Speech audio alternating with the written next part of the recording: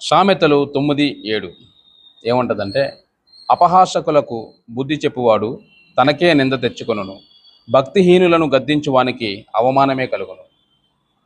ఈ మాట మనం ధ్యానించేద్దాం. మన పరిస్థితి బాగాలేనప్పుడు దేవుని వాక్యం మనల్ని నడిపింపజేస్తుంది.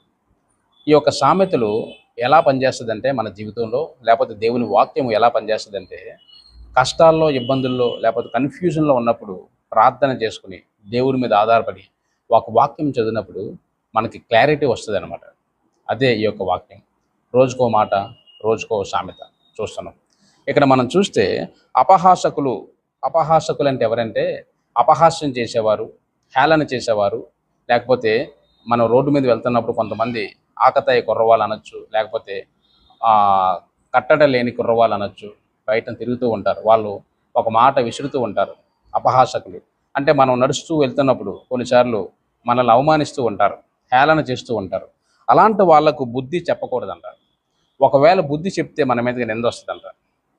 ఇది మనం ఆలోచన చేస్తే, ఒకవేళ మనం రోడ్డు మీద వెళ్తున్నాం అనుకోండి, ఎవరన్నా అపహాసకులు కుర్రవాళ్ళు ఎవరన్నా మనల్ని ఏదైనా ఒక మాట అన్నప్పుడు మనం కాముగా వెళ్ళిపోవడం వల్ల మన సమస్యకు పరిష్కారం జరుగుతుంది.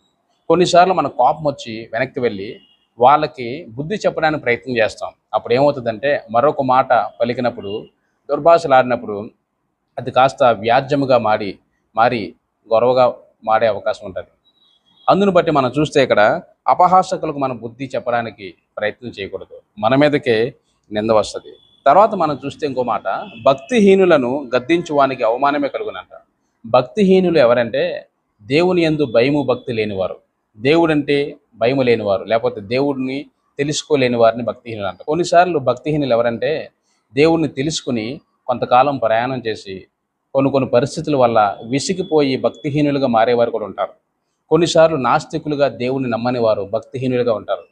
ఇలాంటి వారిని మనం వారితో మాట్లాడినప్పుడు, వారు చేస్తున్న తప్పులు మనం చూస్తున్నప్పుడు వాళ్ళని గద్దిస్తే మనకు అవమానం కలుగుతుందంట.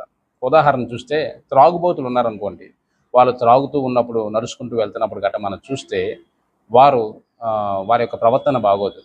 వారిని చూసి మన కోపం వచ్చి మనల్ని ఏదైనా అన్నప్పుడు మనం వాళ్ళకి బుద్ధి చెప్పడానికి, గద్దించడానికి ప్రయత్నం చేస్తే ఏమవుతుందంటే మన మీదకి అవమానం వస్తుంది. ఎలాగంటే మనం ఎవరో తెలియకపోయినా ఇష్టానుసారంగా మాట్లాడి మనల్ని అవహేళన చేస్తారు. అందును బట్టి ఈ వాక్యం మనకి ఏం చెప్తుందంటే, అపహాసకులకు బుద్ధి చెప్పకూడదంట, తర్వాత భక్తిహీనులను గద్దించడానికి ప్రయత్నం చేయకూడదు. God bless you.